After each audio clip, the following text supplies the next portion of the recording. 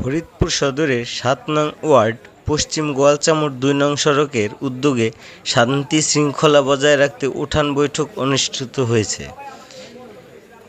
শেখ হাসিনা সরকারের পতনের পর দেশের আইন শৃঙ্খলা পরিস্থিতির অবনতি হয়।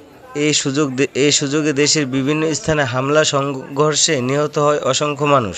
মামলা করা হয় সংখ্যালঘুসহ বিভিন্ন মানুষের উপর। এই অবস্থায় সাম্প্রদায়িক সম্প্রীতি বজায় রাখা, শান্তি শৃঙ্খলা ও সহিংসতা প্রতিরোধে ফরিদপুর সদরের গোয়ালচামড় ৭ নং ওয়ার্ডের জনগণ সকলের নিরাপত্তার স্বার্থে বাড়ি বাড়ি থেকে লোকজন রাস্তায় থেকে সারা রাতব্যাপী পাহারার আয়োজন করেছেন।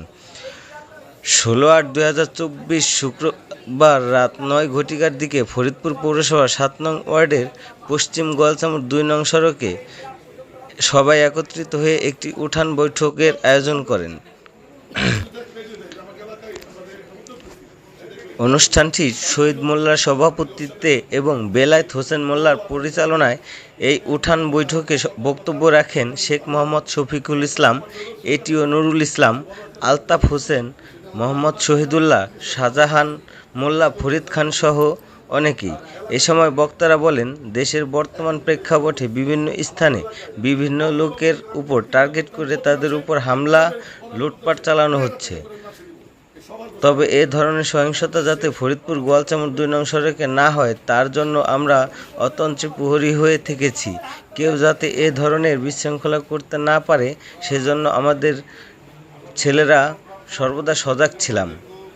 বর্তমানে আইনশৃঙ্খলা বাহিনী আবারও তাদের কর্মস্থলে যোগদান করেছেন বলে আমরা আজকের পর থেকে পাহারা দেওয়া সমাপ্ত করলাম। যদি কেউ বিশৃঙ্খলা করার চেষ্টা করে তাহলে কোনো সমস্যা নেই। আমাদের নিজেদের রক্ষা করতে যেমন একতাবদ্ধ হয়ে কাজ করেছি, প্রয়োজন হলে আবারও আপনাদের সহযোগিতায় শতভাগ নিরাপত্তার ব্যবস্থা করব। এই সময় তিনি সামাজিক সম্প্রীতি রক্ষার সকলকে ঐক্যবদ্ধভাবে কাজ করার আহ্বান জানিয়ে বলেন, সামাজিক সম্প্রীতি বিনষ্ট হয় এমন কোনো কাজ কেউ করতে না পারে সেদিকে বিশেষ খেয়াল রাখতে হবে। এ সময় ফরিদপুর সদরের ৭ নং ওয়ার্ড পশ্চিম গোয়ালচামড়ের বিভিন্ন শ্রেণী পেশার মানুষ উপস্থিত ছিলেন। আর এই মুরব্বীরা উদ্যোগ নেন, আমরা আপনাদের সাথে আছি। আপনাদের সার্বিক সহযোগিতা যা করা লাগে আমরা করব। আমাদের সমাজের বন্ধনটা আপনাদের আগের মতো আমাদের সেই বন্ধনটা ফিরিয়ে দেন। আর আমরা আপনাদের সাথে আছি।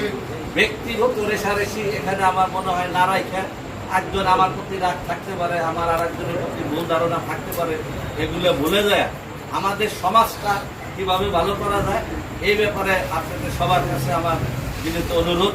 আর যারা মুরব্বীরা আছেন, আপনারা মুরব্বীরাই মেন। আপনারা এই হাল না ধরলে আমরা পারবো না।